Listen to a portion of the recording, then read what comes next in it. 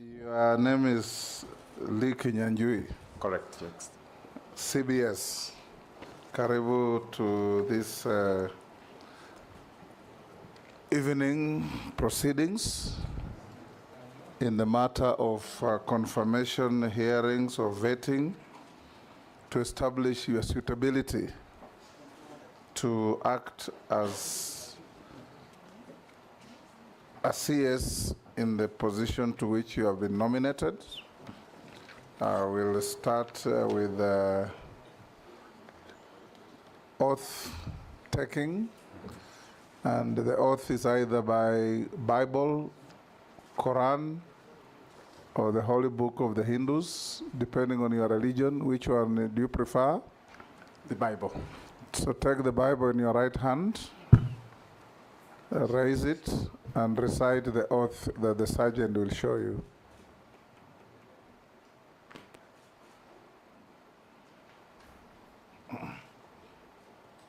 I, Lee Kinyanjui, do swear that the evidence I shall give before this committee on the matters under its consideration shall be the truth, the whole truth, and nothing but the truth.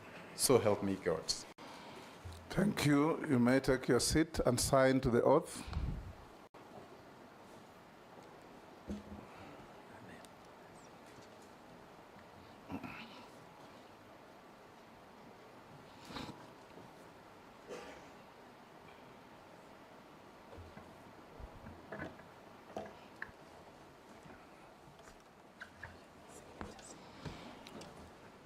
This is a committee on appointments.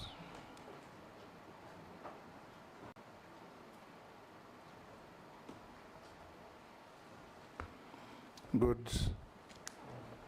If you have your original documents, you can give to the sergeant to pass on to the clerk to cross-check with what we have in our possession on you.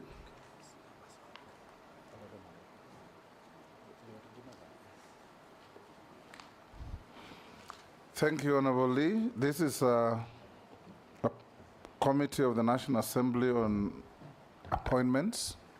It's chaired by yours truly as Speaker of the National Assembly.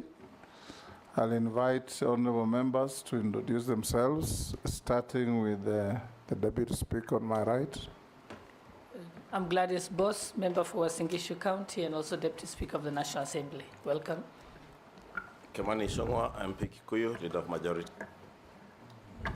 Junaid Mohammed, MP Suna East, Leader of Minority. Kosing David, MP Pokot South, this committee. Nelson Koech, Member of Parliament, Belgood constituency. Gikaria David, Nakuru Town is constituency.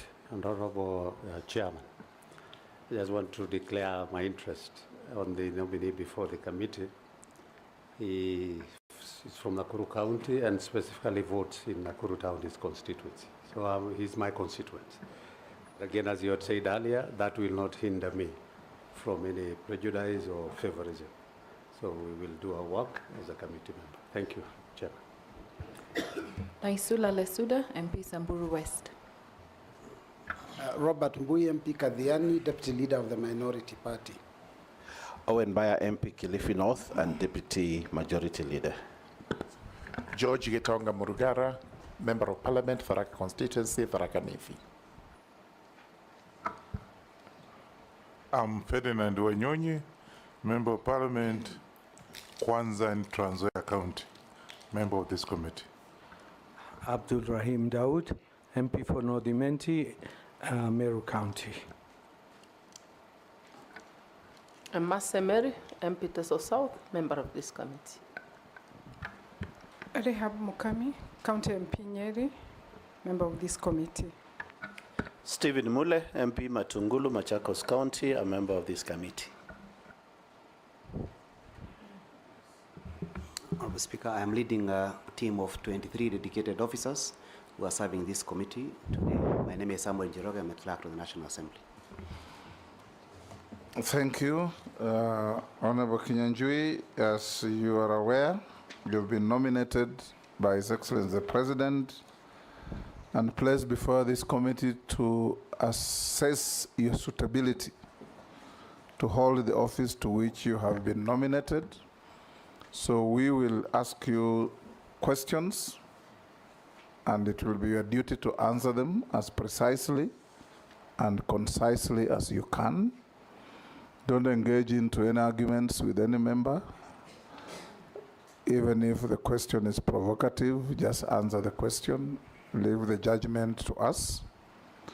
You also address the committee through the chairman of the committee. Don't have personal engagement with members, even if it is Honorable Gikaria who accelerated your departure from your last office. Honorable Speaker, that is that is not true. It's common knowledge.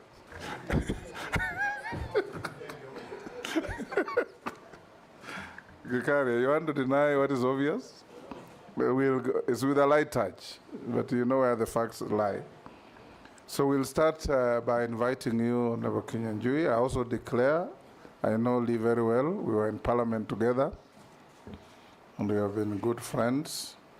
That notwithstanding, we will ask you every question that is relevant to establish your suitability or otherwise to hold this office. Start by, in 5 minutes or less, telling us your name, your educational background, your professional background, your work experience, any key competences in your life that make you feel and believe you are suitable for the role as Cabinet Secretary in the portfolio to which you have been nominated. Before you start, I invite Honorable Mishimbogo to go on record by introducing herself. My apology, Honorable Chairman, I was praying. My name is Honorable Mishimboko, MP for Likoni, Mombasa County. Thank you. Go ahead. Thank you, Mr. Chair. Allow me to take this opportunity first to express my gratitude for the opportunity to serve my country, or to be nominated to serve my country by the President. And I really want to say that I take this as a very solemn moment. We don't always get time to serve our country. So I come here in that context, and also wish to confirm that you have conferred me the title of CBS. I hold no such title. So thank you for that. Quickly going to myself, I want to say I'm a graduate of Kenyatta University, and I studied education, English and literature. I'm therefore a proud graduate of one of our local universities, and I say through my experience in Kenyatta University, I have come to see the value of education, especially education in our universities that prepared us to meet and conquer the whole world. So I think that's about my study at the university. When I got to work, I have not worked for government for long. I taught briefly and then went to the corporate sector, where I worked in the oil industry before venturing into private business. In the year 2006, I vied in a by-election in Nakuru. I did not succeed, but the following year, which was a general election, I vied, succeeded, and was elected Member of Parliament for Nakuru Town. Then included East and West was one constituency. Further, in the Grand Coalition government, I was appointed the Assistant Minister for Roads, and I worked with the late Kones, Kipkalia Kones, and later with Franklin Bett and PS Michael Kamau, and together we worked very closely with the then President Mwai Kibaki in delivering the roads agenda that remains a huge legacy to date. During my time at the ministry, I attended many postgraduate trainings, including in PPPs, transport management, privatization and outsourcing, procurement, and many other areas relating to the docket that we are working. Mr. Chairman, allow me also to say that during our tenure, we undertook some of the biggest infrastructure projects that are seen to date, one of them being the Thika Road. Second one are the eastern bypasses that we see here today. and the others include the major road network connect the neighboring countries, including Isiolo, Merile, going all the way to connect to Ethiopia. And I think the important part, Mr. Speaker, is that when I worked under the Ministry of Roads, we were actually looking at this docket from an infrastructure point of view. How do we connect with Uganda, infrastructure-wise? How do we connect with Tanzania, with Ethiopia, and all these countries, and ensuring that there's smooth flow of goods and that our manufacturers have access to all those big markets, many of which do not have the advantage of manufacturing as we do have. Allow me, Mr. Chairman, to say that after I left Parliament, I was appointed the chairman of the National Transport and Safety Authority, again within the broader sector of transport, where we undertook serious reforms, not just in safety, but in reforming the public transport sector, noting that one of the biggest challenges we had then was congestion, especially in the urban areas, including Nairobi, and the need to encourage people to use public transport so that we can reduce the time wasted on the road because of congestion. And I'm happy much of that has borne fruit. The digitization, including the smart driving license, including other measures we brought during that time, remain alive to date, and I'm very proud of our time then. Mr. Chair, allow me also to comment that in the year 2017, I vied for Governor Nakuru, and we succeeded. And between the year 2017 and 2022, we were Governor Nakuru together with many others. I was not alone, including my deputy, Dr. Eric Korir. But I think what is most significant is that we made our contribution, and I'm happy to note that Nakuru was voted best in healthcare in 2 consecutive years. We also had our town, Nakuru, elevated into a city in the year 2021. And in the same year, I was voted the most business-friendly governor in Africa. And we take pride in some of this because they inform why we are also seated here today. Between the year 2022 to date, I retreated to my private business and had the opportunity to experience the country from the other side.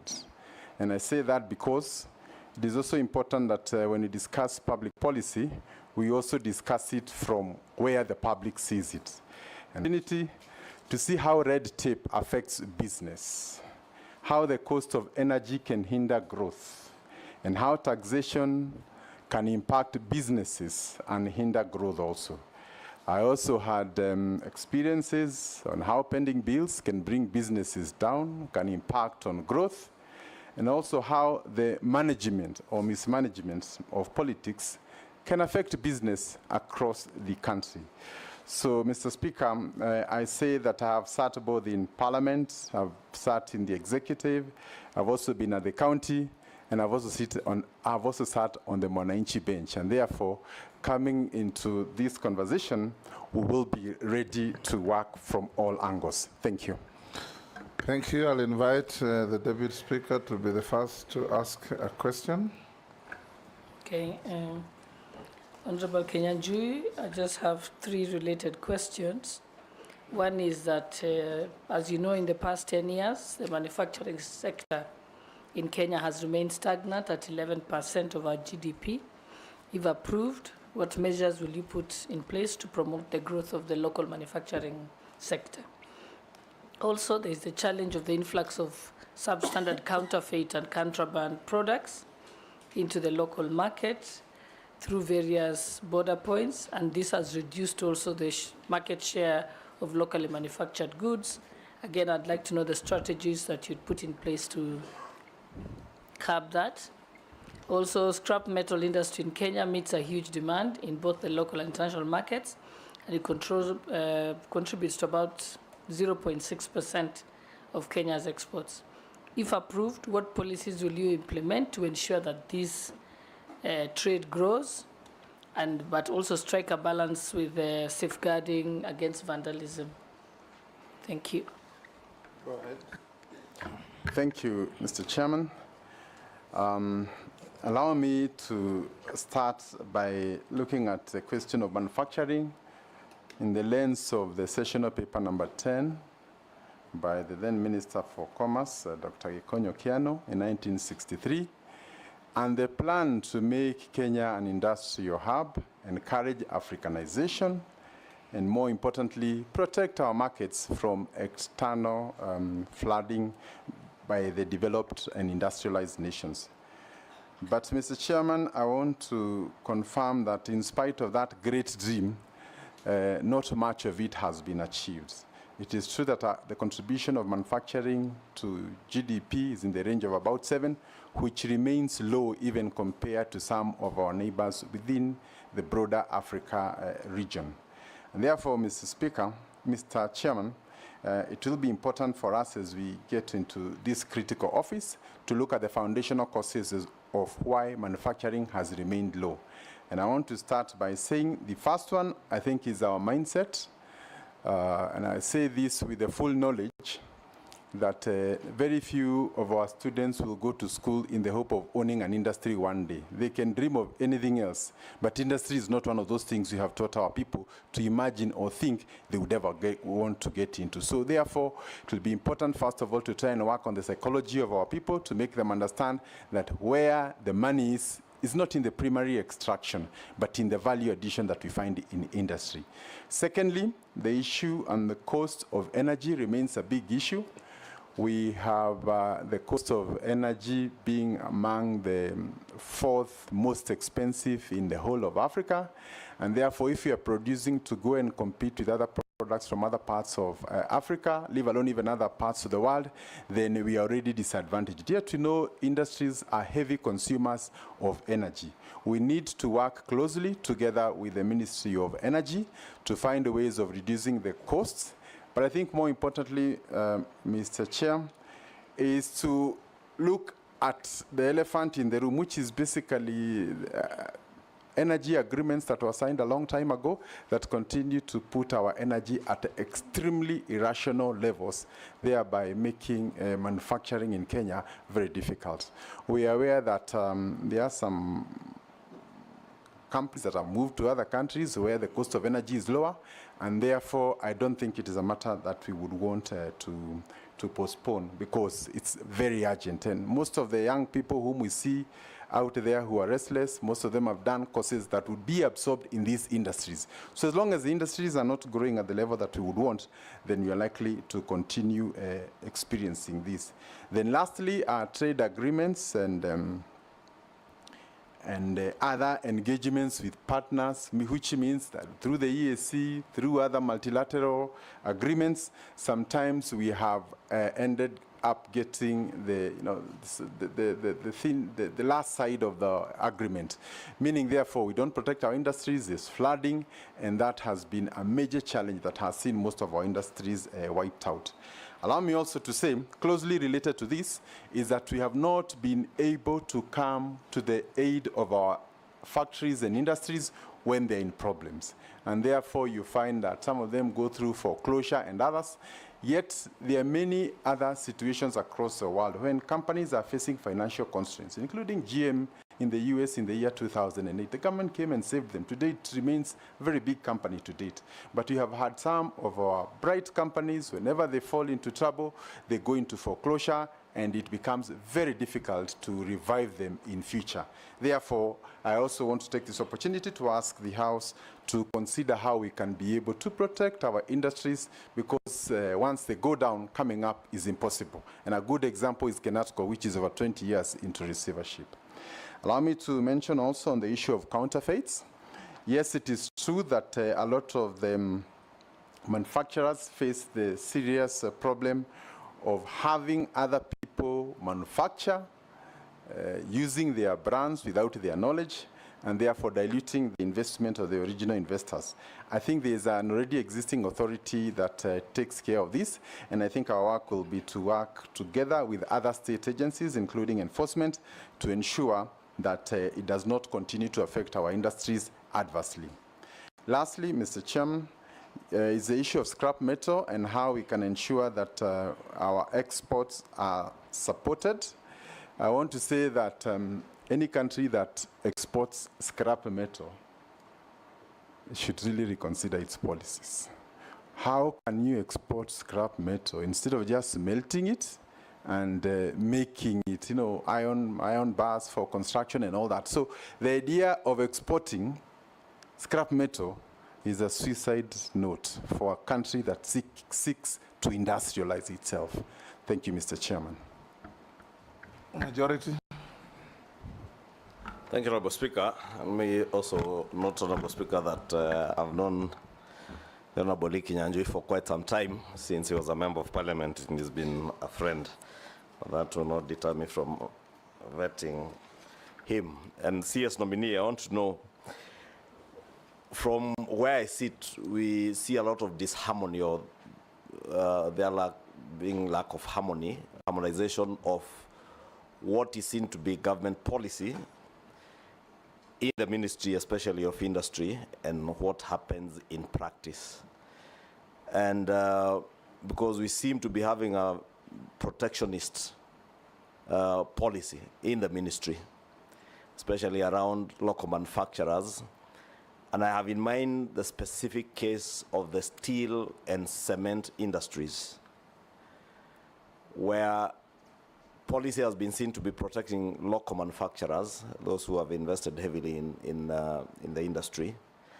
But at the same time, in practice, the ministry also proposes certain other legislative measures that negate the policies that you espouse. What do you intend to do, should you be approved, to harmonize both policy and legislation? And I say that because specifically on cement and steel. For instance, we want to encourage the growth of local industry in the steel sector with heavy investments by particular players in the country. But legislation then comes to Parliament that in a way is also killing small industrialists. And you find that you are protecting the very big industrial setups, but also killing cottage industries. Look at the people who are smelting the scrap metal you're talking about, and those who are processing iron ore to steel. Look at those who are manufacturing mabati, iron sheets, and wire rods. And the legislation around it and what the ministry espouses as government policy. I therefore just want to hear what your views are on a protectionist policy in government of industry vis-a-vis the encouragement of young and nascent cottage industries in the country.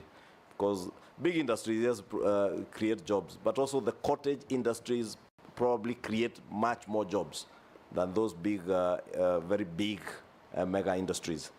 Just your views on that, CS nominee, and how you will harmonize both policy and legislation.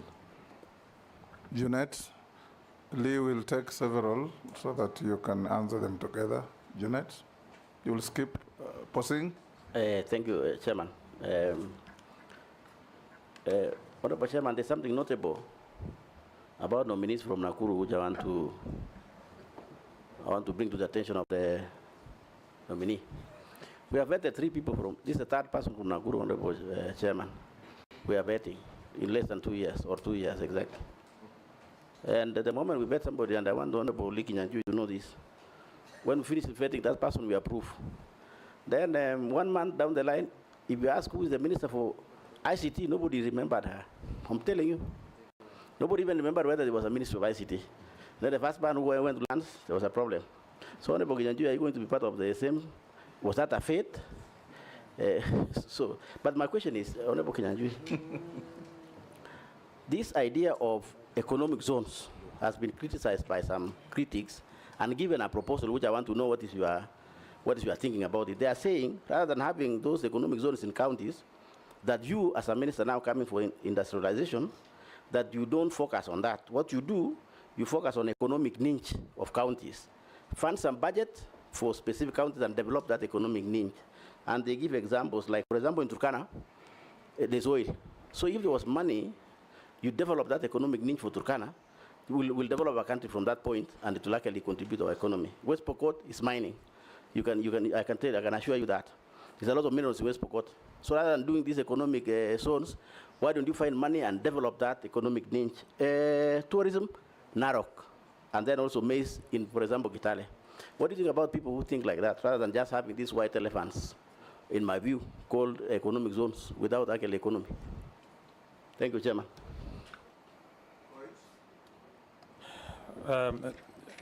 Honorable Lee, as a student of literature, you've always expressed that literature on your online platform, and most of it actually fairly has been, in the last few months, has been very critical on this administration.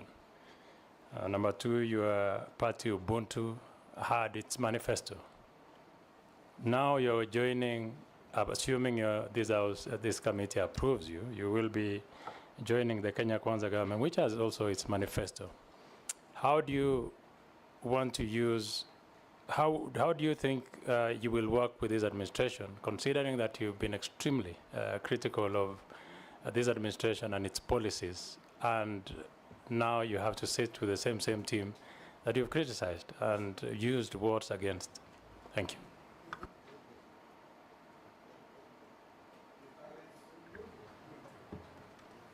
Chairman, I don't have any question. Okay. I just want to assure Posing that the fears of Nakuru now will be sorted. I hope that the positive development... Lee, you can proceed to answer questions.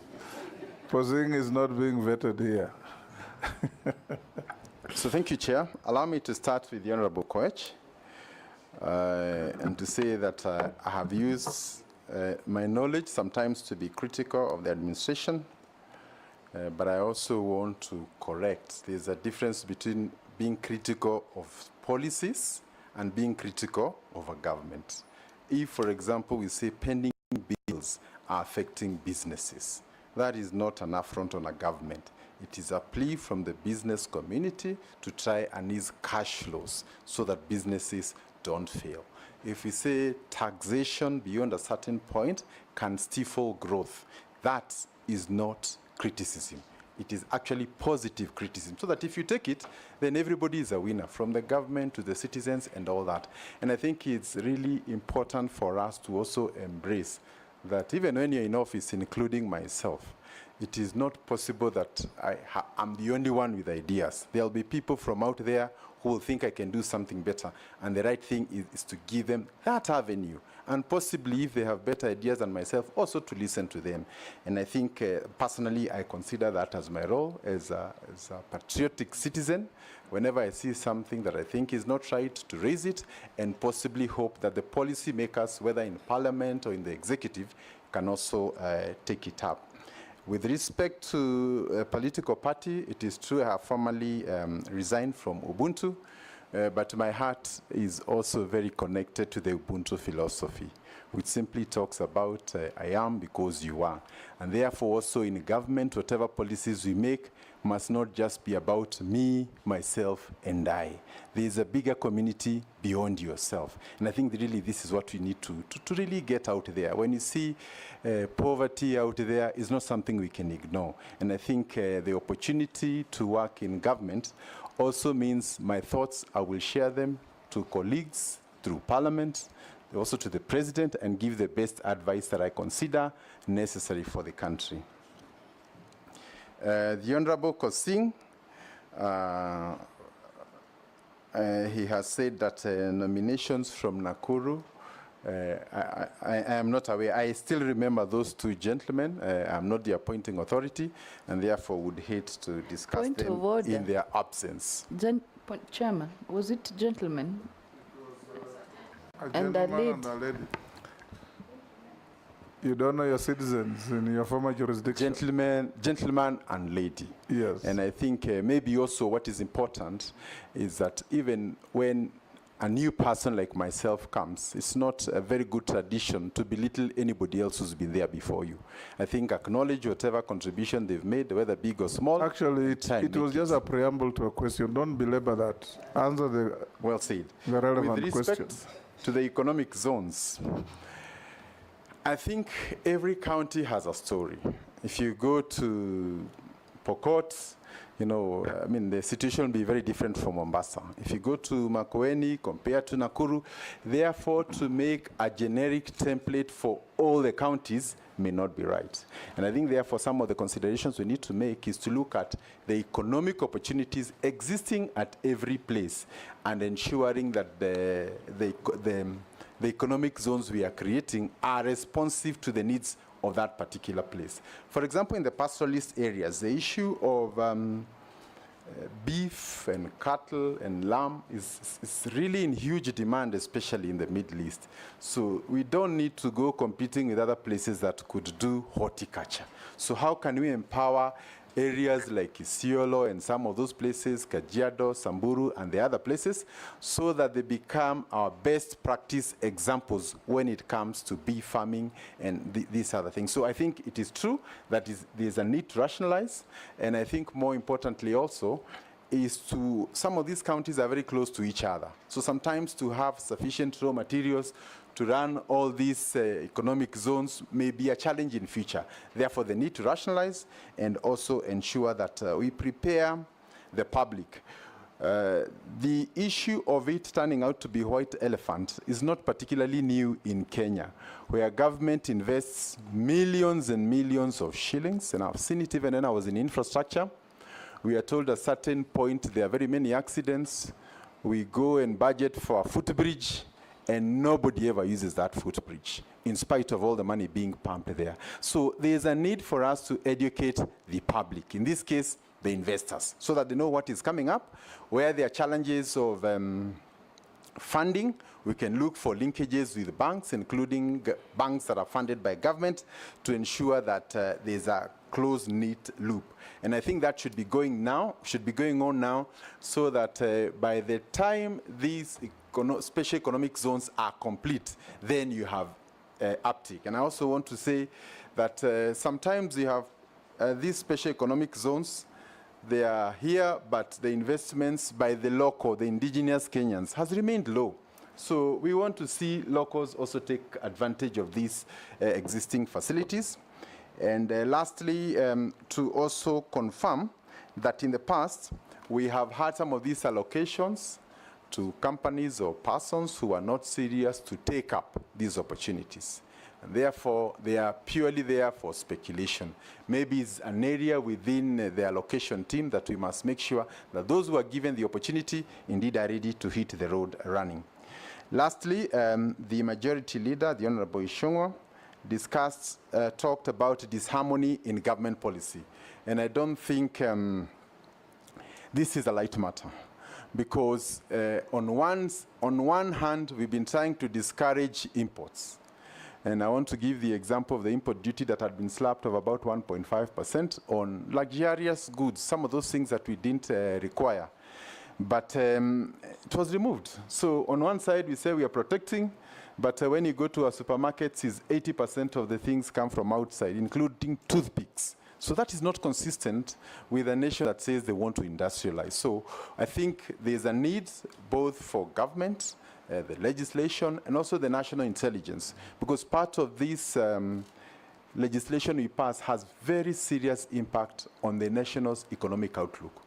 We are talking of a balance of payment deficit that is growing by the year. So for us to be able to overcome this, it will be extremely important that we harmonize our approach and ensure that everybody understands the implication of every single policy that we put and what it means to the larger national interest. Thank you. Sorry, Mr. Chairman. Sorry. I forgot to mention on cement, which I think is also a big issue. The President has pronounced himself on the issue of affordable housing, and it is obvious that affordable housing cannot be restricted only to the government projects. It also means that if I want to build myself a house, it is within the affordable agenda platform. But the cost of cement and steel has gone up by approximately around 30% in the last 2 years. And I think that can be attributed to some of the monopolistic regulations that were brought during the same period. And therefore, once vetted and finally approved, our first duty will be to try and get up a team to interrogate the impact of some of these policies and whether they are for the benefit of the country or they are reversal to the gains that we already had. The issue of cartels within the industry is also very important, and again there has been mention of quality, and therefore KEBS and other regulatory agencies will be empowered to ensure that indeed we live up to our duty. Thank you. Honorable Speaker, if you allow me, just Yes. one follow-up question in relation to that, the same question I'd asked. Because CS nominee, what I would really want to hear, 20 years ago, the Kenyan state was the leader in manufacturing in the region. As of 2023, statistics are showing us that Uganda has now overtaken Kenya. The contribution to our GDP of manufacturing in Uganda is, as of 2023, was at 15.65%, while Kenyans has stagnated at about 7.6% as of 2023. And 20 years ago, Ugandans, Tanzanians, Burundians, Rwandese, all the way to Congo, people are importing things from Kenya. What is it that you intend to do as a Minister for Trade and Industry to get us back to where we were at least 20 years ago, if not anything else? Because, and I agree with you, it is these protectionist policies that in a way are negating those gains.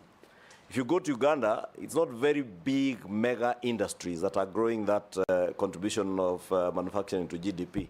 It's small industries. But those are the small industries we are killing in Kenya.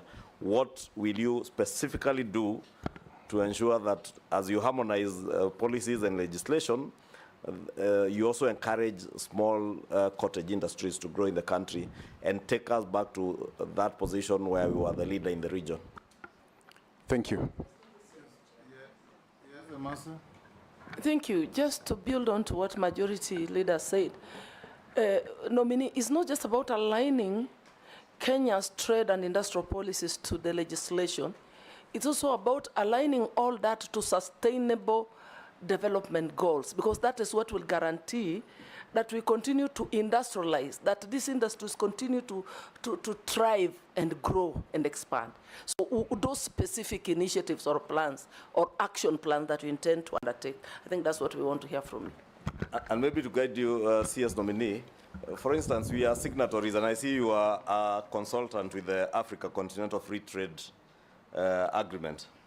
And having been a consultant, I don't know whether you still continue working as a consultant, but this African Continental Free Trade Agreement allows free access to markets of countries that have are signatories to this agreement, from Southern Africa, East and Central Africa.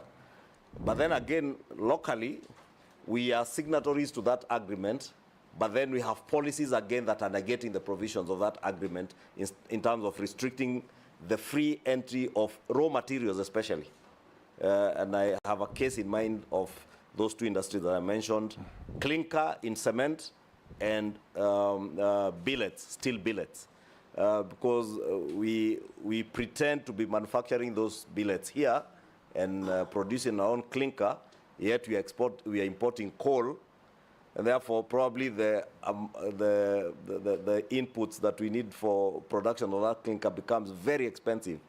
And that's how you find that cement, the prices are almost 1.5 times as what they ought to be. And therefore, I don't know what you will do, but really it is something that needs someone who will be very bold to confront all the players and be able to have a very balanced program of how you balance those trade agreements, the growth of our cottage industries, and protection of big industry. Lee will take the Deputy Speaker. Yes, mine is brief, just to, as a follow-up question. The cost of clinker has significantly increased because there's been a big excise duty loaded onto imported clinker. So you've alluded to the cost of cement, and that is something that's been done in the last few years. So what are you going to do? Because the only way to bring down the cost of cement is not to load excessive excise duty on imported clinker. Because the clinker, we can't produce all the clinker in Kenya. I think 85% of the cement component is clinker. What are you going to do about it? Because that's the biggest challenge facing the building industry, and that's squarely in the hands of your ministry that you're nominated for. Thank you, Daud. Thank you, Mr. Speaker. Mr. Speaker, to the nominee, he's been a former governor of Nakuru, and myself, I'm the patron for street families in Meru for the last 20 years. Can the nominee confirm, during his tenure as the governor for Nakuru, he picked up all the street families, street boys and girls, put them in a truck and went and threw them in a forest? That's an allegation which he would need to confirm. Secondly, I would want to ask the nominee, because he's going to, the manufacturing sector has remained stagnant for many years. It contributes 11% of the GDP. What measures would you take to promote the local manufacturing industry, because they are the backbone of this of country, in the sense that they can contribute more than what they have. The last one is domestic investors in the recent past have not given prominence as opposed to foreign investors, because foreign investors come, they get many incentives, tax incentives and other incentives, which are not available to our domestic investors. If you do get approved, how are you going to assist our domestic investors gain a foothold, because they do not have a foothold in this trade in the country? Thank you, Chair. Can you answer those? Thank you, Chair. I wish to start with the Honorable Majority as Leader. Chairman, not Chair. Thank you. With respect I'm sitting on a chair, but I'm the chairman. It's been long. I stand corrected. Go ahead. I wanted to respond the issue of the contribution of industry to GDP has declined. But the truth also is that from independence to date, our economy has diversified. There are many things that were not there. For example, Kenya is among the top in geothermal in the world. Actually, in Africa, we are a case study. Sometimes when you're looking at industries, we don't see that as an industry. If you look at the flower export business, that's a whole industry unto itself. We are probably the fourth and the best in the whole of Africa. So sometimes when you're defining industry, we are defining it from the way we knew it then. But industry is very dynamic. Even the M-Pesa platform, it in itself is a whole industry, financial industry, that has completely reconfigured our economy. So I think as we move forward, and the banking industry, Kenya is not just an economy to itself. I mean, all these regional countries look up to Kenya. So I think sometimes when you say that our contribution has gone lower, it sometimes is taken to mean like we are stagnating. It is not entirely true. Actually, we are diversifying. The members are talking about the prism of manufacturing. Yeah. Yes. Yeah, and I'm also calling upon us to see manufacturing in the broader context. Yeah, actually, I would like to comment about the manufacturing, and I want to echo what the Emir has said. Personally, I was doing manufacturing in industry area. I was doing manufacturing of vehicles, and we had to close down. And if you go to industrial area today, you'll find that all the godowns are closed down. So I think it's good to accept that there's a problem, and then we sit down, we involve all the stakeholders, and then we see what we can do so that we can now open those industries. Go on. That's a personal testimony. Thank you, and I appreciate. Yes. So I think the point is, do we have a problem with the growth of industry? I said where we started in the year 1963 and the session of paper, and where we ought to be today, there is a clear challenge. The issue is how we can unlock that challenge. One of them, I said, was the cost of energy. The other issue is also getting into agreements that allow flooding of goods into the country, thereby disadvantaging our local people. The issue of taxation sometimes, without looking at the broader impact of that on the industry, becomes another bigger problem. I also wish to cite the issue of financing. If anybody wants to start an industry today and you go to a normal commercial bank, the period they give you is normally not more than 10 years. At an interest rate of 18%, you cannot survive. Again, we do not have banks that are aligned to industry, ones that appreciate the whole value chain of industry that can help our local manufacturers to work together. And therefore, I invite the members as we try and reconfigure how we can move from here forward and encouraging local investors, those who are there to see how they can grow, and I think also more importantly, encouraging the younger ones. The majority leader also talked about the cottage industries. I think sometimes we overfocus on the big bulk industries.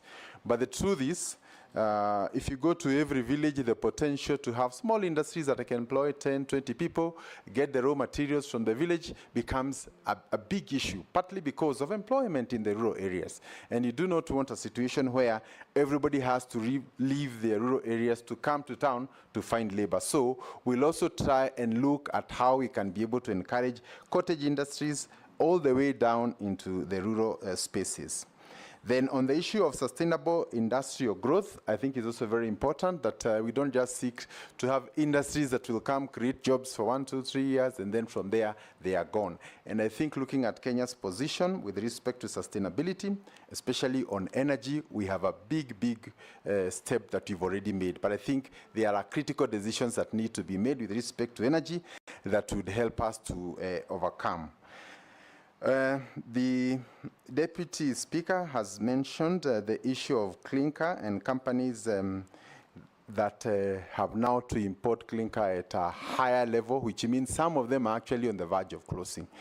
I think sometimes when some of this legislation comes, it would be wise to give the industry time, in which case you say, within the next 3 years, everybody should invest in clinker mining. So that if you're a local company and you know between now and then the duty will import duty will continuously go up by 5% or 10%, then it means you have to look for alternatives. And government can give them time. But some of these drastic decisions will send our local companies to the gallows. And if you look at the exports to our neighboring countries, without mentioning, cement is one of the big commodities that we are exporting, including steel. So when you come and also extinguish our companies here, we are also shooting ourselves within the regional export market.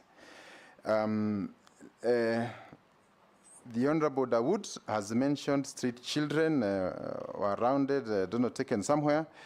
I think it is good to say that even if they are street children... It was alleged. Alleged. You remember, Lee? Yes, it was. That in an attempt to make Nakuru attractive and make it a city, you picked street children, some street families, put them on the trucks, and went and dumped them in Embobut forest.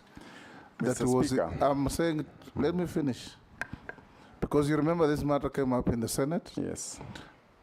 And Embobut forest was said to be infested with hyenas and other dangerous wild animals, and some of those children were never found.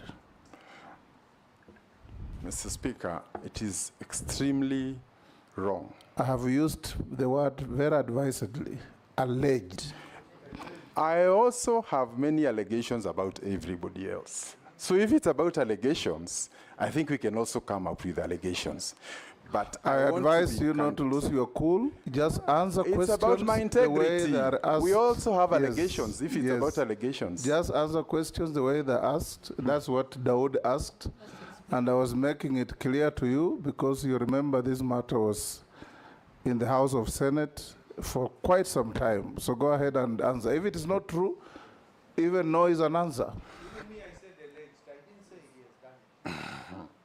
If you lose your cool, you will be unable to answer the next questions. I have faced worse situations, but I just wanted to say I have my conscience, right? I can never do that. And the unfortunate thing, including at the Senate is politicians who are there. And the people who are sponsoring it today, I think let's also be fair. You can't call a governor to come and answer to allegations put by their opponent who have intentions to go to an elective position, and then use that allegation later against him. If there are people, this country has the best intelligence in the region. We have never said even one name. So I think let us also respect the institutions we work for. And I would say for Kenya and for posterity, the opportunity to serve in these institutions should not be personalized for gain. Because I was there, Mr. Speaker, throughout that period. How come only those people are known by politicians? Which family has ever come out? So I think it's good to be fair and also respect the positions we have. So in short, Bwana Dawood, that is an act of fiction. Bwana Chairman, I don't have any interest in Nakuru, so I'm not a politician from Nakuru. It is alleged, that's what I said, we wanted a clarification. Governor should not feel offended. Should not Don't feel apologize. Lee, an opportunity like this is very good for you to clear some of those things, not to feel slighted, because nobody's slighting you. You are being asked questions in good faith. Well taken, Speaker. Yes, Ferdinand? He has not finished. No, he has finished.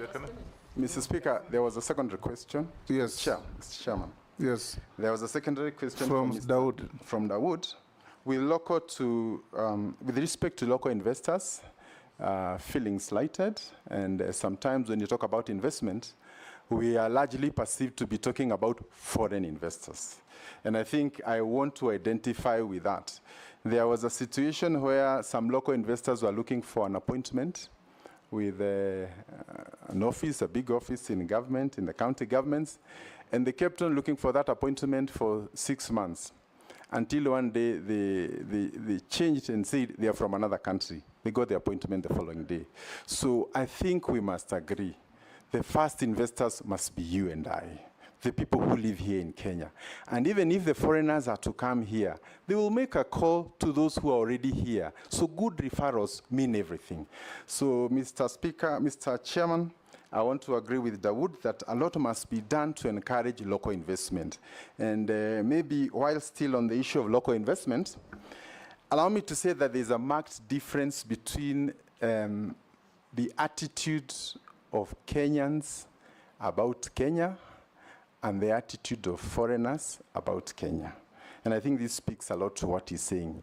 If you look at the investments that have happened in the country in the last 3-4 years, from GTC here in Nairobi to other major foreign direct investments coming here, it is huge, and it is a testament of the confidence in largely the country and the region, for that matter.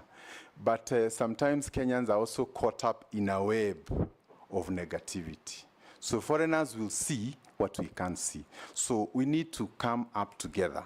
The jobs that are being created are for us. And if the owners of the country think different from foreigners, then before long, they will come and invest everything, and we'll have nowhere to go because of our attitude. So one of the areas I wish to engage in, further to what the Honorable Dawood has said, is to also engage in the attitudes. And maybe also to request Kenyans, when you're looking at your country, don't look at it in the lenses of your politicians. This is your country. You can change your MP, you can change your MCA. Point of order, Honorable Chairman. Honorable Chairman, this word of politicians has been repeated severally. And for us, we are leaders and we are also politicians. So does it mean that if somebody is a politician, cannot give any views or ask questions, and whether he does it, it is wrong or it is witch hunting? We need some elaboration on that. Lee, proceed on the basis that a politician is not necessarily an irrational person. Irrational people are found everywhere, even out, and you are a politician too. Yeah. We were Mr. with Chair. you in the House. You became governor. Take it in that stride. That avoid unhelpful mentioning of politician. Just answer questions. Mr. Chairman, maybe I can withdraw the term politician, but I meant that, Kenya, if everybody out there sees the good of Kenya and the best of Kenya, let me not allow myself, if somebody has a different view, to change me. I think that's all I'm trying to say. And this is our country. Ferdinand? Yeah, I'm enjoying the presentation. Now, then give it to Morgara so that you continue enjoying. No, let me get to specifically what I want him to answer. I think this challenge facing our Kenya's export. Sometimes back, and I was a regional sales and marketing manager of those 13 countries. You would go to Middle East and had milk from Kenya. Today, you go to Middle East, there's no milk at all. From Kenya, you'd rather have it, you find it from Uganda and other places. Secondly, there was also a program where you had this Pachuma, stock keeping, the animals are being kept in Pachuma grounds for export, trade, for export to Middle East, and I think to islands like Seychelles, Mauritius, and even Madagascar. I don't know what programs you're going to have to revive this, because it's a part of the trade that we had in the region. And I can tell you there was a lot of eagerness, because I went around to those places, in importing, or rather exportation of livestock from Kenya. And Pachuma ground is still, in the coast is still actually there. And if you work to the Ministry of Agriculture, you do a lot of exportation from there. What programs would you have? What would you do to be able to revive this? Thank you. George Murugara, you'll pass. Owen Bayer. A quick question, Honorable Speaker, to the nominee. There is information that many factories or manufacturers are leaving the country. Okay, a lot of information now is that. Why do you think they are leaving the country? And what would be your plan to retain them in the country so that we can increase opportunities for young people, create more jobs, and also increase our GDP? The second one, KEBS, Kenya Bureau of Standards, is squarely in trade. There's also another organization called Anti-Counterfeit Authority also there. But why do we have issues of products that come into the country, still counterfeit, still fakes, and still substandard goods that are denting Kenya's image? Thank you. Yes, Robert. Yeah, thank you, Mr. Speaker. I agree with some of my colleagues, or a number of my colleagues, that many companies have closed down and moved their manufacturing out of the country. And I'm happy because I've heard you, enumerate some of the reasons why. One of them, which I want to add, is obviously the harsh business environment caused by the harsh taxation regime, and sometimes even the unpredictability of our tax policy. Maybe those are some of the things you'd like to look at. But I want to go to that issue you've just been talking about of a politician. You are a politician, so are we, all of us here.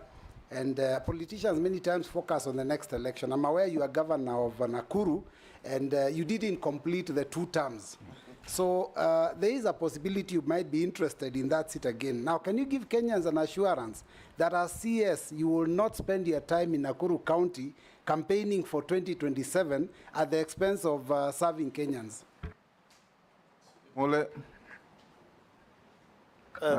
Thank you, Mr. Speaker. To the nominee, Honorable Lee. Kenya recently ratified the EU-Kenya Economic Partnership Agreement, which seeks to create and enhance market access to Kenyans' exports to European Union. I want to hear from you, what will you leverage on this agreement so that we can protect the local markets and also increase our exports to increase our revenues from the European Union. Secondly, Mr. Speaker, Kenya is also in bilateral agreements with major partners like US, whereby the United States, through AGOA, is coming to collapse, actually to be precise, September this year. And you know, the relationship between Kenya trade and the US is quite massive. As the minister, if approved to come to this space, what will you tell Kenyans on their face who have been benefiting from business between US and Kenya, and what should we expect from it? Lastly, but not least, Mr. Speaker, is a question from public, whereby when you are the governor for Nakuru, we had the tragedy of Solai Dam. And it really exposed, and we lost Kenyans on that. And a report was done, and a criminal negligence on duty by officers in Nakuru County was placed on them, as you are the governor there. What measures did you do? What response can you tell Kenyans? Are you going to be responsible with our trade, and it gets to the same strategies in this country? It is unfortunate, but what measures did you take to make sure that people were brought to book, and at least the county government, did they compensate those people? Thank you, Mr. Speaker. Mukami, we'll take some more. Thank you, Honorable Speaker. Honorable Speaker, I would like to ask our nominee the strategies he's intending to employ to boost the businesses of small-scale traders. Honorable Speaker, if you go to Kirinyaga Road, Nyamakima, majority of the small traders have closed down. I would really like to know, I would really like to hear from him what he's going to do so that we can bring those young people back to their businesses. The other question, it's in your view, what are the challenges that negatively affect the growth of exports, and what should be done to improve the visibility of Kenyan export in international market? Thank you. Yes, Lee, you can answer those. Thank you, Chairman. Allow me to start with the last question by the Honorable Member of Parliament for Nyeri. The issue of small-scale business people, I think, is a huge concern, both in Nyamakema and across all our urban areas. And I think, as I mentioned there earlier, the issue of cash squeeze, where a lot of suppliers have not been paid by government, affects the cash in circulation. And because most of them sell consumables or those things you buy on the go, then it means when people do not have money, then that affects. So one of the areas I hope to be working together with the cabinet and the cabinet together with the CS for finance is to be the champion for paying all suppliers in government. If that money was to hit the accounts of the suppliers, there will be an immediate party in all these places we are talking about. People who are about to face foreclosure will be saved. So, and when the money is in circulation, there's more trade, there's more tax, everybody benefits. So I think we need to agree that, again, the other issue is for banks, because it is very lucrative to put their money in treasury bills and treasury bonds. They don't want to lend to the small people. So again, there's no money in circulation. So let's agree that the small business people are suffering from the cash squeeze that is currently there. And everything must be done, even also by this House, to help us unlock that challenge so that we can give hope. On the issue of funding, I would strongly recommend that we need to find a sustainable way of funding our small businesses, although it is also not right to call them small. People tend to live up to the titles they are given. So I think we need to find a better way of calling them, because it's like confining them to the smallness in which they are. But in short, government must come up with a way, or even if it means the commercial banks must set aside a certain percentage of their money for a certain category of industries and so on, that can help us avail cash flow to the businesses. And the Honourable Member has also asked about growth of export and the hindrance. I think our first biggest export is tea, and I think we've been doing fairly well in spite of the current challenges. But more importantly, also in the area of horticulture and flowers. And I think the biggest challenge you're having there is the availability of air freight, because most of these fresh produce would require to go by air to Europe, to the Middle East, and other places.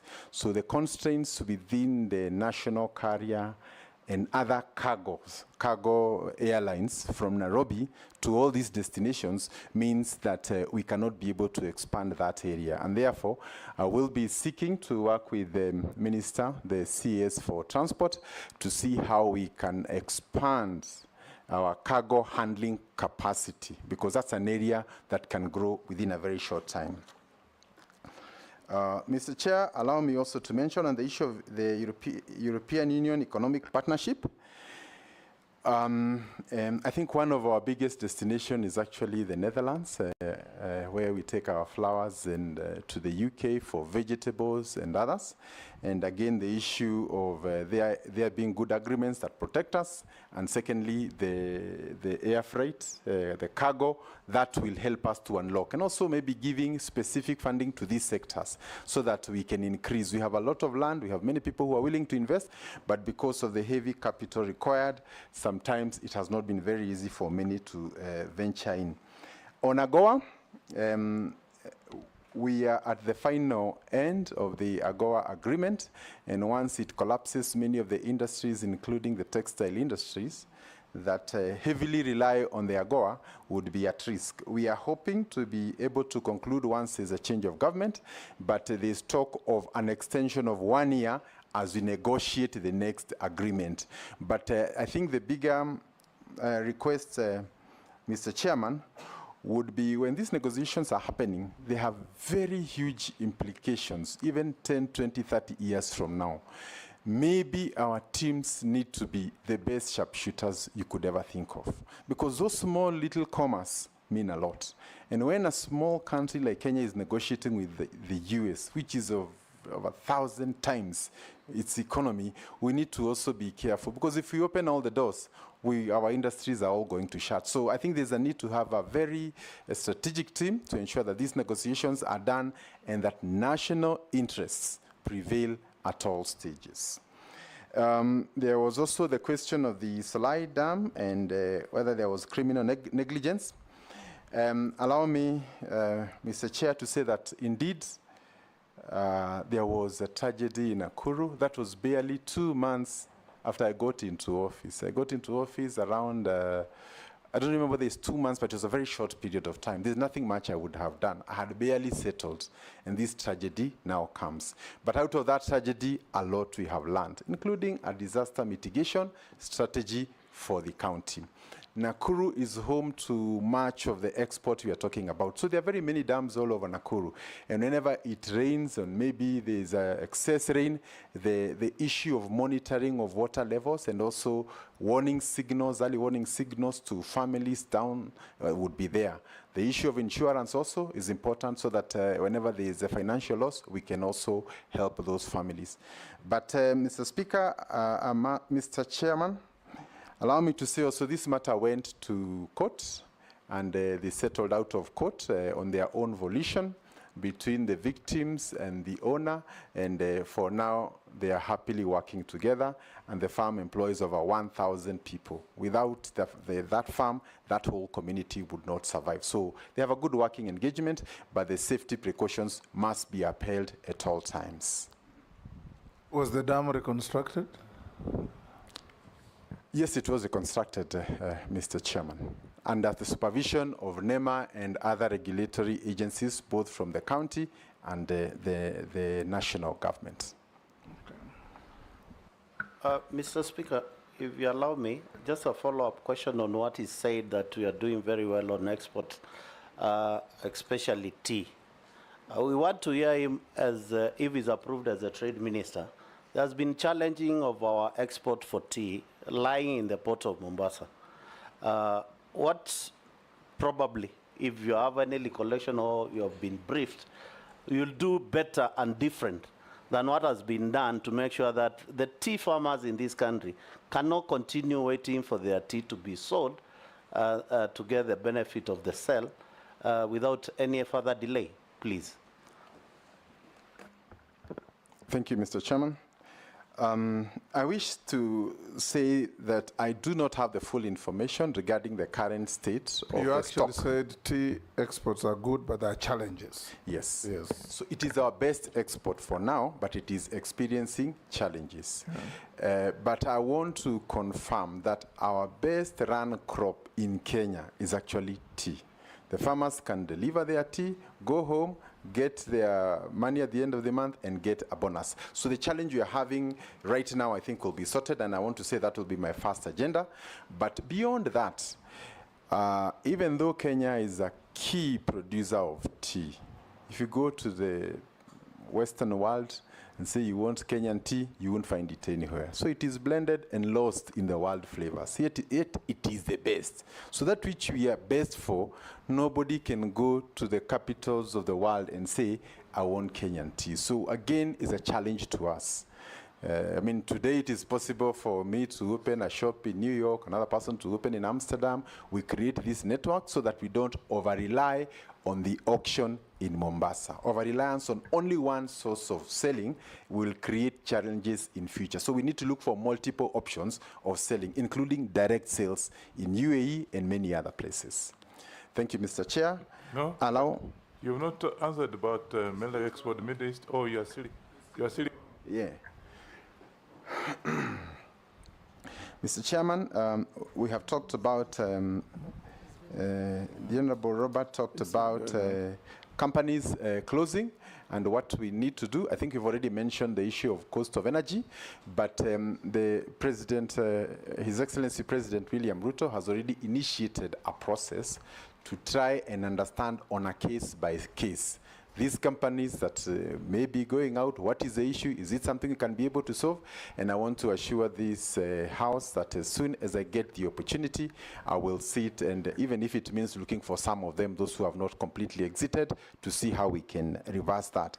But I'm also troubled because it is also true, in recent years, we've had local companies that have also closed, including Mobius, our vehicle manufacturer that would have given us pride and nationalism as we venture out there. So I want to assure this committee, I've already sent word to that company because Kenyans hold this very dear to themselves, and we would want to see some of those things as much as possible, how we can be able to work with them.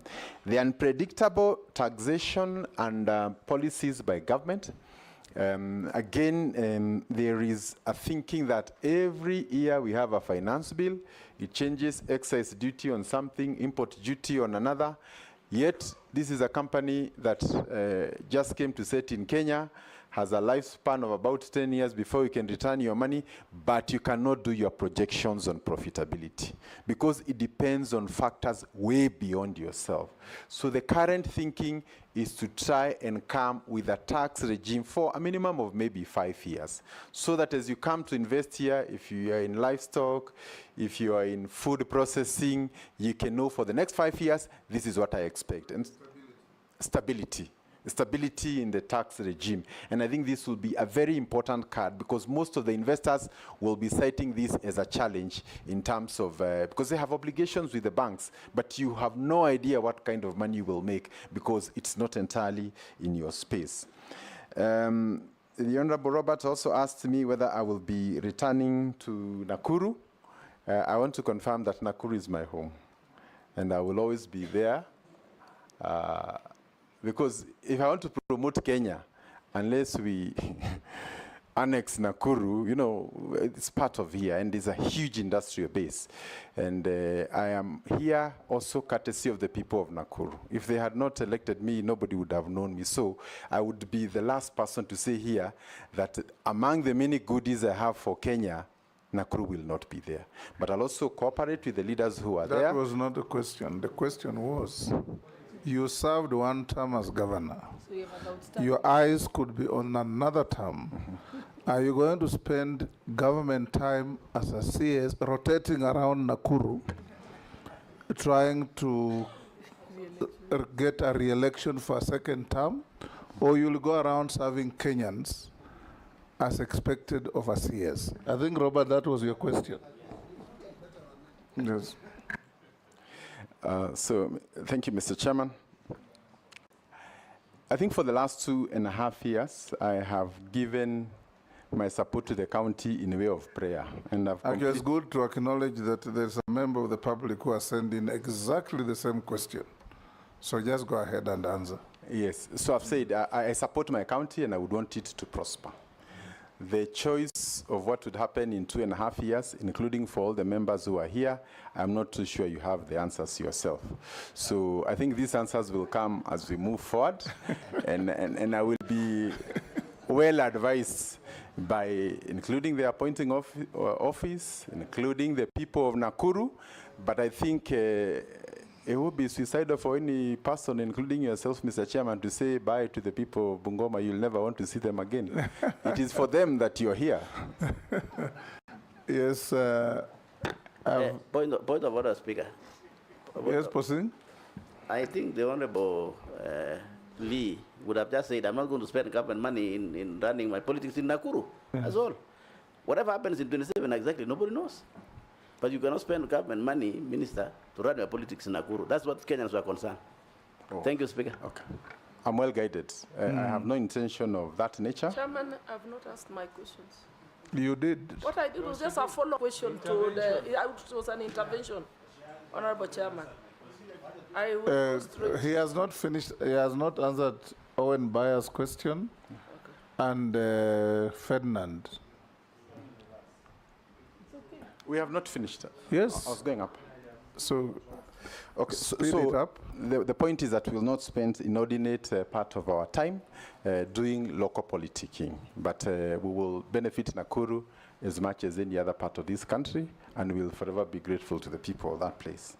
The Honorable Baye, the issue of people leaving the country, I think much as it is true that there are some people or some companies that have left the country, I would always want to see, I mean, is a door, there'll be always somebody coming and another one going. If we over-focus and create a perception, people are leaving Kenya, and the people who are saying that are Kenyans, we are also participating in creating a negative attitude about our country. So we need to say, 2 came, the 3 went. I mean, GTC was not here the other day. All these big Chinese companies that have come, and many other buy locals that have started. So I will not sit on the side of saying companies are leaving Kenya. I will say some are leaving, others are coming. We have many pharmaceutical companies, including from the US, that are setting up at Tattoo City. Many others are coming towards our economic zones that we have already set aside. So I would not say that's not an entirely correct statement, but you have tended to focus on the exit while giving a blind eye to those who are busy coming to bring money and bring investment to our country.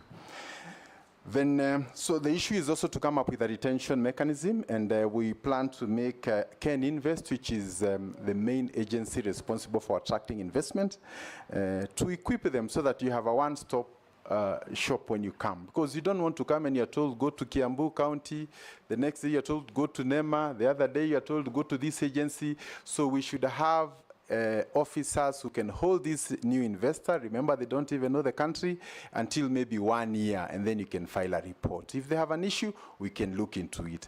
But while still saying this, it would be important to say the issue of governance remain a key issue. If a big company quoted in their country come here, and the first thing there's demand for some facilitation of sort, many people don't understand that language. So we need to help our people to channel our interest into partnerships. If a big company has come, we have learned, you can partner with this cooperative, and together we can move forward. So the thing is, how do we structure investments so that we do not end up having a tag that can adversely affect our investments? Chairman, I just want to put a rider on that question, because I see one of the reasons why we lose some foreign investors. It is because some of them, they've been asking about having what we call tax holidays. But there has been a lot of taxation on them. So maybe how do you balance in ensuring that we have these tax holidays and at the same time we still collect revenue? I think this is one of the areas why we lose some foreign investors, and there must be some mitigation on that.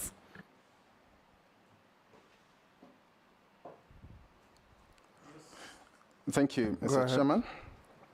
So while getting to that, there was the issue of KEBS and counterfeits. I think one of the biggest challenges we have with KEBS is that the standards are there, but enforcement requires support from other agencies. So I think moving forward, we need to look for a way in which we can give KEBS the teeth to bite. So for example, if they discover there's an anomaly with a particular product, they need to go through interior, get officers, and so on. So I think the issue of enforcing so that the steel we produce or the cement is to the highest standard. And this will help us to instill trust and confidence with investors, because some of the key areas where we require government intervention is in standards. No single company can ensure the standard across the board, but government can do that, and KEBS is up to the job. But we need to review its mandate, especially with respect to enforcement. Then there's the issue of tax holidays asked by the Honorable Mishi.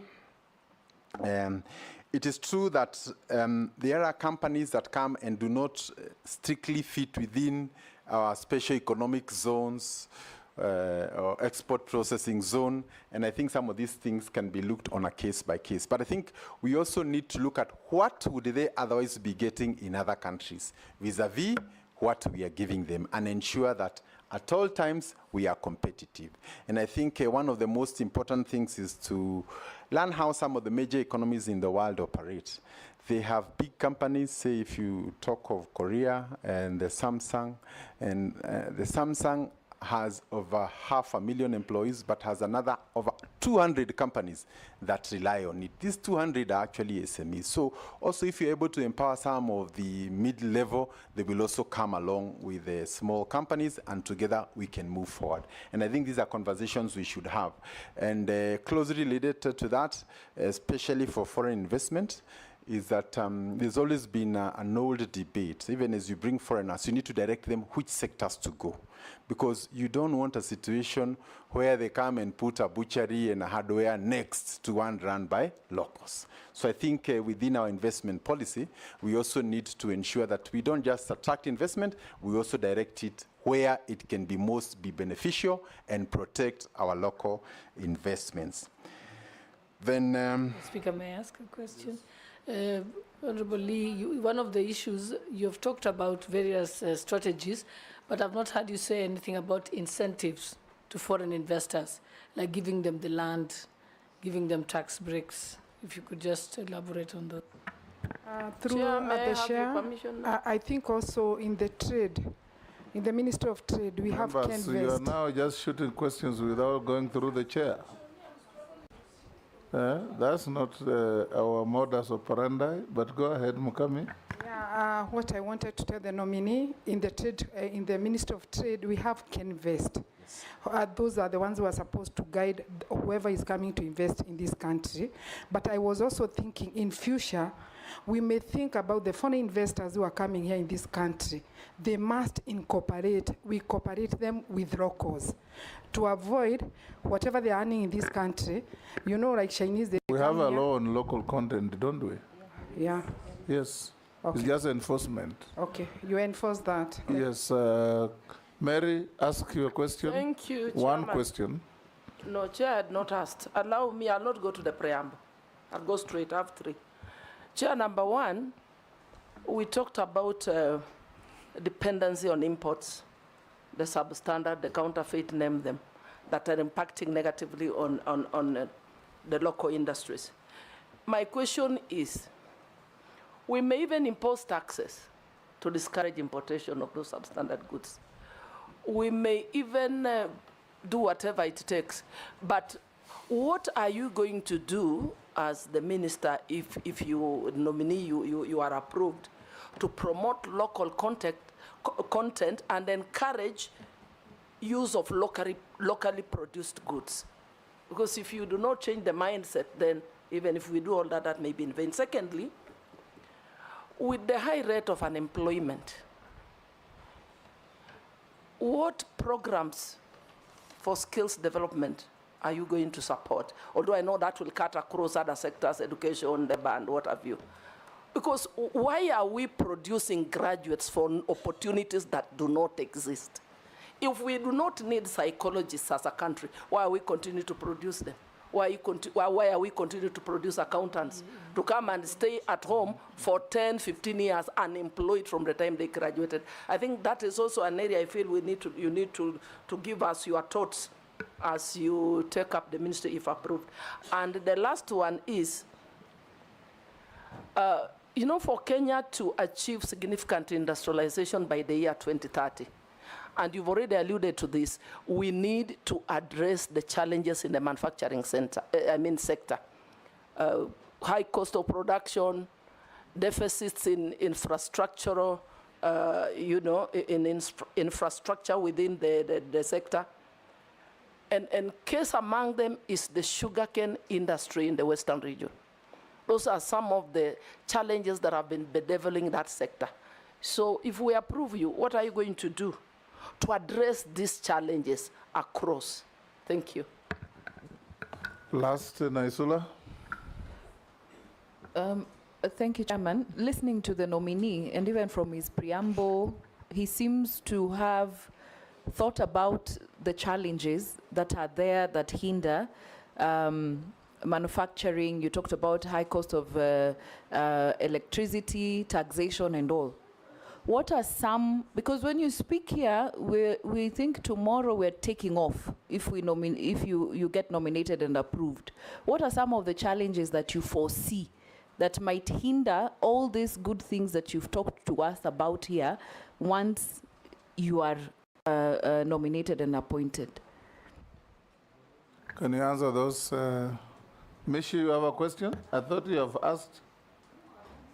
Okay, go ahead. You are a joyrider to many questions. No, thank you. You know, that was somebody else's question, but I was just putting a rider on that. So go ahead. It was not and my ask question. Your own now, yeah, thank you, Honorable Chairman. Honorable Chairman, I understand the nominee was once the governor of Nakuru County, and during that time you facilitated the setup of the Bahati Industrial Park, which focused on leather and textile industry. My question is, how will you replicate this model at a national level, particularly by promoting the growth of the leather industry in regions where we feel that we have potential for raw material sourcing? I'm looking at the area like the Ukambani and even Northeastern. My last question, you also successfully attracted investment in the Nakuru Special Economic Zone. We are having what we call Dongokundu Special Economic Zone, and it is been established in my constituency, that is Likoni constituency. This proposal has been there for the previous two regimes. To date, we are just hearing Dongokundu Special Economic Zone, but little has been achieved. What are your plans to ensure that we actualize this dream? And maybe, do you know the status of this project? Do you have the budget for this project, or it will just remain a promise or rather public relation? Thank you, Honorable Chairman. Chair, can you answer one from the public? Just one. Let him finish that first. Okay. Thank you, Mr. Thank you, Mr. Chairman. Allow me to start with the Honorable Ferdinand. And he had asked about our exports to the Middle East, and specifically beef and goat and the Bachuma Gate. Where we really used to do, you hold the animals before you send them out. And maybe to make a special plea also to the nation, we are about 5 hours by air to the Middle East, and by sea, maybe 10, 12 days. That is a region that has serious food deficiency. They can't grow food in the desert. However, they have a lot of money. They have a lot of resources. So Kenya is a natural source of food, including the beef, and I want to commend the MP for bringing that matter. So some of the issues that have been conversed previously, including hindrances to opening those markets, include diseases. So we send our beef, our goat, and all that, and when it gets there, we are told it has this problem. And the biggest challenge is that when a particular disease or traces of a disease are found, they will not say it is from exporter X or Y, they will say it is from Kenya. So Kenya is one source. So if we also don't clean our market, so that we say we need 500,000 goats every month, and that can keep all these pastoralist areas busy for the whole year. So I think we need a better communication so that people understand for what reason are we recommending. And then also for diseases, if I don't take care of my animals, and you take care of yours, as soon as they interact, the same problem will come back. So I think we need an honest conversation, and unfortunately, you have food coming from very far to the Middle East, and we are just next door. And our young people are living here to go and work there as house girls and other jobs. Yet they can work at home, stay in the comfort of a family, and be able to earn a good living. So I think there is a bit of need to change those dynamics. The Honorable Ferdinand, I also wish to inform you that the President, together with the whole team from the ministry, is currently in the UAE for signing of a trade agreement. And these are some of the issues we'll be looking into. And I want to call upon members of parliament and the country at large to align ourselves now to the market. In fact, we are getting to a situation where the country has secured more markets than we can supply.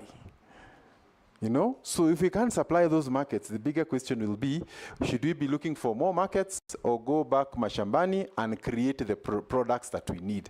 And I think this is really where we are. Even avocado and many of the other products, the issue is now being able to create that value chain, the logistics for export, and getting our young people to benefit from that. And closely related to that,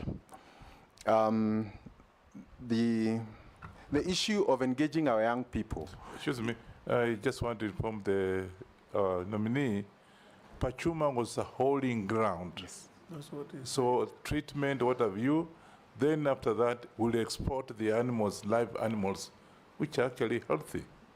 Isn't that what he said? Yeah. It's a quarantine.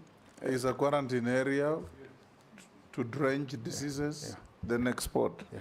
But Lee, You're not allowed to export do you want to directly. continue exporting live animals, or you do value addition here and export the beef, so that you make good the hides, make good the hoofs, the bones, the horns, which are also products for trade? Mr. Chairman, I want to confirm that if now the conversation is whether it is alive or dead, then that's a good conversation. But first, we have a deficit in the number of animals that we can be able to provide for the market. Then now we go to the next level where we slaughter, but again, it's good to say in some markets, they prefer it alive. And as long as they're able to pay the price that compensates for all the sub-components, I think we will try and go on a case-by-case depending on the market. But my submission is that the world has a food deficit, especially those who are close to us. We have the benefit of very good young working population, educated, ready to do everything. In fact, some of the creativity we have seen in the social space, if it was converted to selling beef, to selling Masai Mara, to selling our tourism, to doing the next big movie about Lion King, this country would change. So we just need to reconfigure ourselves, but you have all that it takes for us to progress. Mr. Chairman, I think I've answered the Honorable Ferdinand. On the issue of the impact, the Honorable Mary, the impact of imports to the local market and the damage thereof, I think we've already said this. You know, I mean, there's no country that will allow unmitigated flow of goods to come and compete with its own industries. You know, that is completely unthinkable. And it is for that reason we have requested that for any legislation that touches on taxation, both reducing imports or increasing our exports, there should be a broader conversation and ensuring that our national strategic interests are actually taken into account. On unemployment and skill development, I think this is also a very critical question. Other nations in the world, for example, China, when they decided that they want to become a major industrial nation, they targeted certain skills. And today, China produces 1.5 million engineers every year. to align to its industrial agenda. So again, we must look at our education, what do we need, and where do we direct our young people. I have looked just at my own small research, and most of my nephews are all doing IT and ICT and coding and all those things. So expect a long season of coding by this generation. So I think it's also important we try and align our universities with the needs of the nation in the next few years to come. I suspect I'm through with most of the questions. The Honorable Naisula. Will we take off tomorrow? I think the answer is yes. And I think that the big issue is, first, can we agree there's a problem? And once we agree, diagnosis is the most important part. If you've agreed on the diagnosis, then the rest is easy. And I want to submit that probably the sectors that can turn around the economy, in my opinion, is largely in the area of trade, especially on exports. Recently, I listened to the Minister for Finance talk about the huge obligations we have in the next 3-4 years. $2 billion, $4 billion.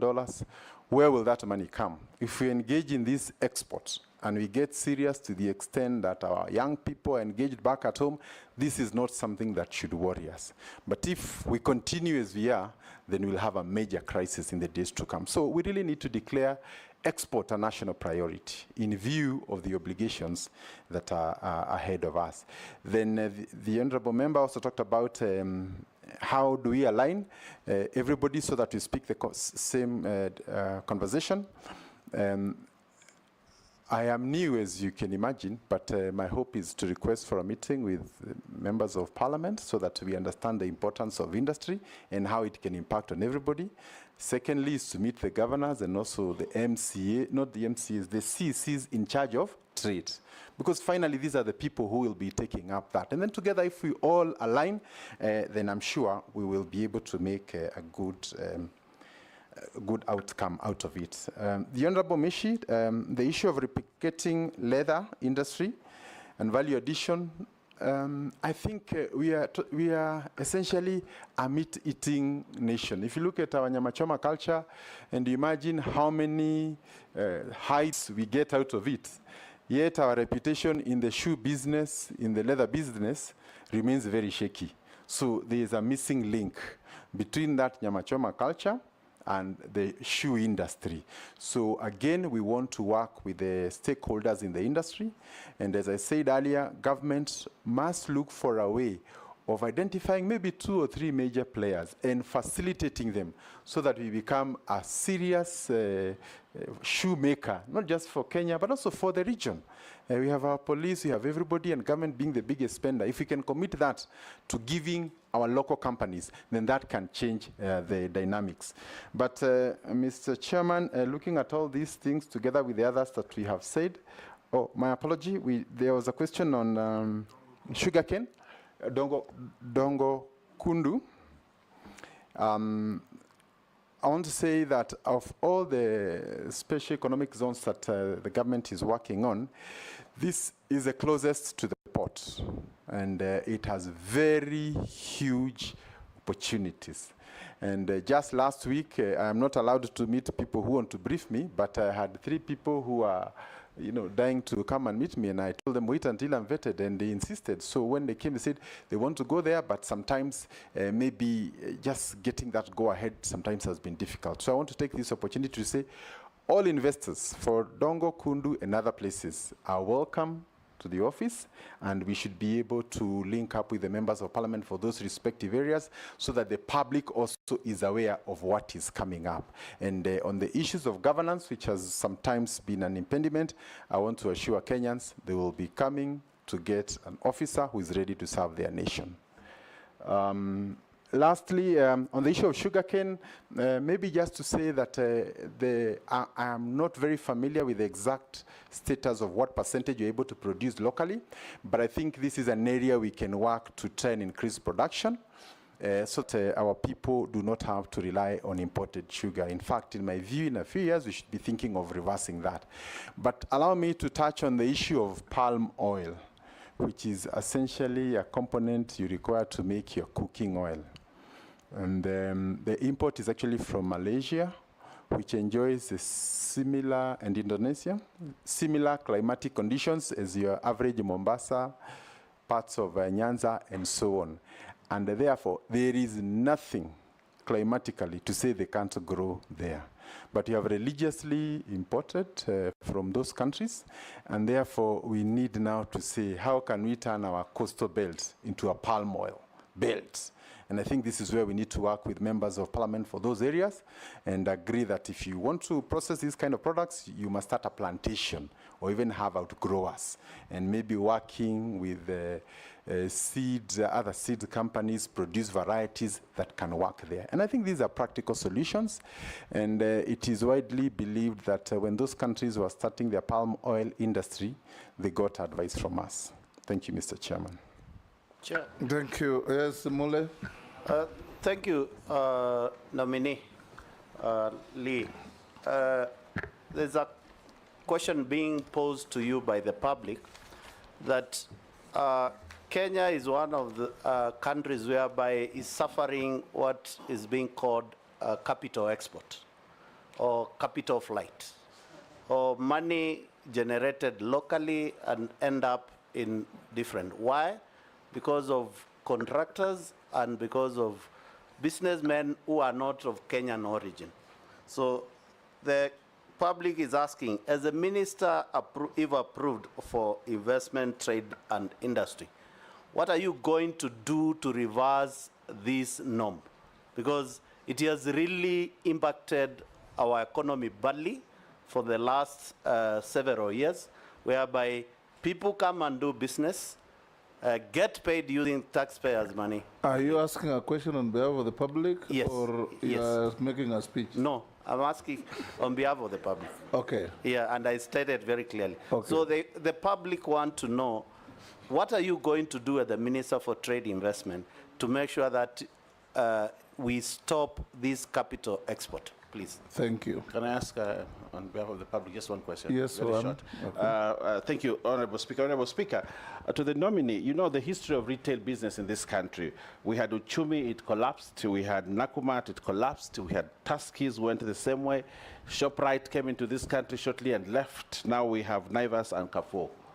What are you going to do to stabilize the retail business in this country so that we do not continue, one, lose all our Kenyan local grown retailers, and attract others, but also ensure that the stability. There are other smaller ones that are coming up. What are you going to do when given the opportunity to ensure the stability and they grow and they actually take over the Kenyan market? Thank you.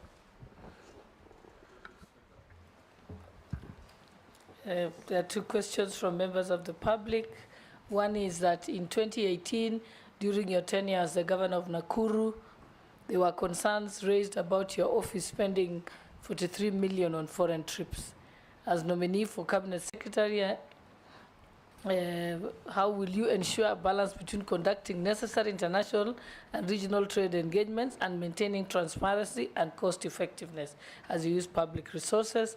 The second one says, East Africa breweries has of late been accused of outsourcing basic services such as transport, distribution, and warehousing to their partners in foreign nations at the expense of local Kenyan-owned players. What measures will you put in place to immediately put this to an end? Yes, Lee, can you respond to the question by Honorable Mule on behalf of a member of the public and the two from the Deputy Speaker? Thank you. And from Owen Bayer. Thank you.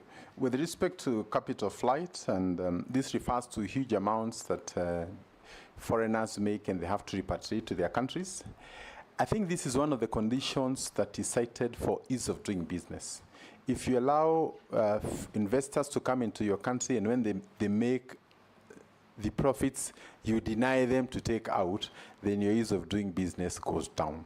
Yes. What we need to do is to offer them alternatives, good attractions. But to bar somebody from taking their money out once they have made it may actually stop them. Because the first reason why they came here was that. I don't want to cite some countries that tried that, where the issue of Forex became a very big challenge, and eventually huge industries that had already set there were crippled. So the ease of capital flow is very important. And if anything, I would be asking, you know, there are some countries out there in the world who have no other business other than you taking your money. So we should create that possibility. Anybody who has money and they want to take it somewhere, it is stable. We won't wake up tomorrow and get insane. This should be the place. Give attractions, interest, stability, all those issues. So I hope I've answered the honorable member with respect to capital flight and contractors and all the others. The retail business, starting with Uchumi and many other retail traders that have come here, I think there's a gap in terms of legislation because a lot of these companies normally start very well, but eventually there's delay in payment of suppliers, and before long, money is diverted and we get into problems. So I think on the area of regulating this area to some reasonable level. And my main concern is when a retail chain goes down with pending bills of maybe 10 billion, that 10 billion, you must look at it in terms of 200,000 to a small guy who will never wake up again, another company that has closed. So when one retail chain goes down, many others go with it. So we need to regulate it, make it profitable, and ensure that there is good governance. While on the same, allow me also to confirm that the existence of these retail chains is actually a channel for selling our goods. When Uchumi was around and we had branches in Uganda, Tanzania, our exports to those countries were much higher than they were. When they closed, there was an immediate shutdown. So it is important to get your brand, because it helps you to be your last connection to the consumers. And as you probably know, if a supermarket chain has origins in a different country, there will be a bias on the kind of goods you find on their shelves. So if you had our Uchumi or any other in Addis Ababa and all those places, then it would mean we have a channel to send our goods. And it's very difficult for a farmer from Naivasha to take his half a pickup all the way to Dar es Salaam. But if there's a drop-off point here in Nairobi where everybody can bring and they're sure they'll be paid in another week or two, then we would change the kind of optics that we have. Then there's a mention of 43 million in foreign trip. I don't recall which year it was, but I would kindly request that a comparison is made with other counties. I suspect this is the lowest ever spent by a governor of a county of Nakuru's magnitude. I took over when it was 300, 400. So I think this should be a compliment. And I want to say in my last 2 years, I only went for 2 trips. And one of them was actually paid by the development partners. So I take that. On EABL outsourcing to outsiders, again, the Honorable Chairman has said there is a law on local content. However, the enforcement is our weakest point. So if indeed, for example, the SGR, we enforced that local content, we would be able to point some 20 billionaires in this city. But because it is there, then you have foreigners who come, register locally, so they say it is a local company, so they beat the system. So we need to find ways in which, if government is investing in a 20 billion project, let there be an Onyango and a Kamau who have emerged out of that. And because we know they will still invest in their rural areas and places around, Kenyans will benefit from that. So there's a need to look at the local content aspect and how it can benefit. And I think this also goes to talk about EABL. I have no evidence as to whether it's happening or not, but just responding to that, together with all the other corporates in Kenya. Just from a member of the public. Yeah, from a member of the public. We're saying it's good corporate responsibility, you know. If we outsource everything out there and our young people are out here baying for our blood, we are not doing justice to our nation. So I think maybe we should find a way of companies doing returns, saying within this quarter or within this financial year, we are able to work with these companies and we can be able to verify. How this can be done, I am sure legislation can be worked around it. Thank you. Excellent.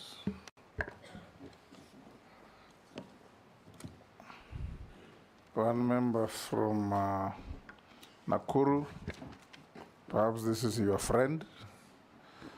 Lee is a very good leader from Nakuru. He always unites all communities, give him an opportunity to serve us. That must be one of your supporters from Nakuru. My enemies think the same.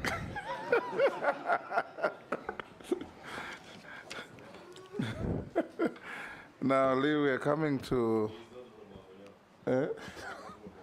No, we're coming to an end. And I'll ask you a few questions about yourself, then give you an opportunity to make some last wish to this committee.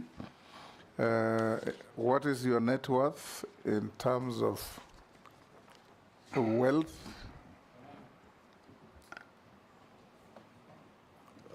Thank you. And houses, land, cash at bank, and whatever? Mr. Chairman, my shares in family businesses are around 399 million, and some apartments worth 80 million. I have a loan of 8 million, and that gives me a modest net worth of 471,972,000. For a former governor, that's very modest, I must say. Yeah. Have you ever been convicted in any court of law of any offense? No, Mr. Chairman. Have you ever been adversely mentioned in a parliamentary committee report? No, Mr. Chairman. Do you hold any office in any political party? Not at the moment, but I've previously held office in Ubuntu People's Forum. Yes. UPF. Have you ever been dismissed or removed from office for contravention of Article 75 of the Constitution? No, Mr. Chairman. Have you ever been associated with practices that depict bias, favoritism, tribalism, nepotism in the discharge of public duty? Not to my knowledge, Mr. Chairman. What is your last wish to this committee?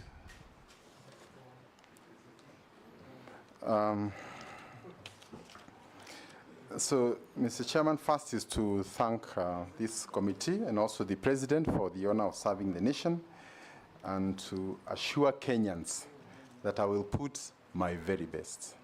And I know these opportunities don't come every day. And as a person who has been in public life, I am not one to run away from challenges. The more challenges there are, the more justification there is for some of us to make sure that we turn the tide and we have no other country to go into. So I'll be seeking support from Parliament on areas to do with legislation and all leaders together so that we can move forward. And as I said, I worked very closely with most of the members of Parliament here, including those who come, and I know that teamwork is very critical for success. And therefore, I'll be calling upon many of those who are in office so that we can work together. And I pledge to do my best for Kenya. Thank you, Honorable Lee. I bestowed on you a CBS title. That's what my clerks had given me. If you are not, I'm sure, if you are found suitable, you'll get some decoration soon. So unless you are lawfully held, we release you to go back to your other duties, and we wish you well. Thank you, Mr. Chairman. Much obliged. Thank you.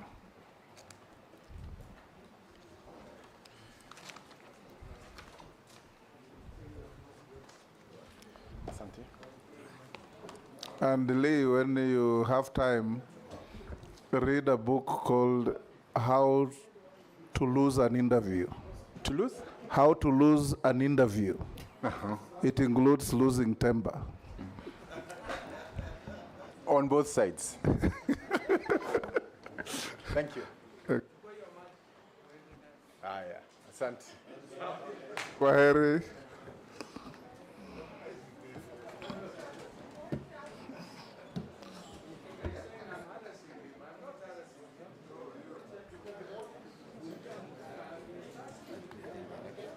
Yes.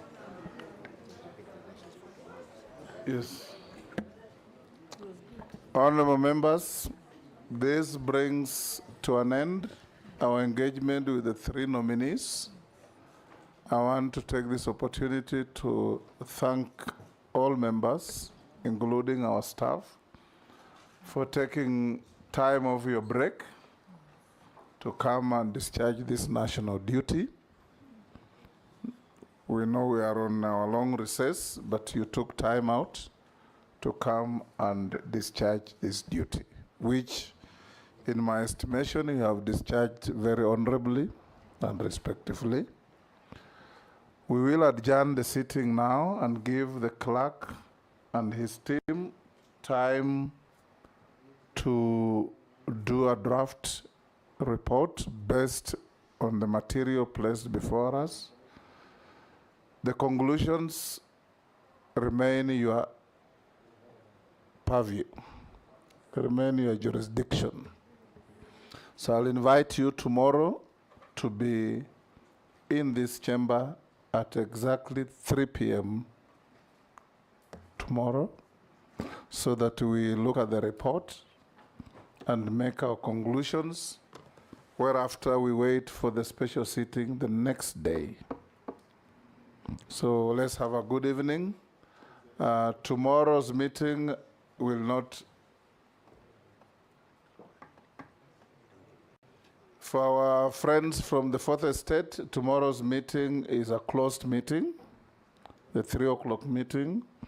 So we will advise you to wait for the product in the chamber on Thursday. Thank you, honorable members. Have a good evening and enjoy having a happy new year.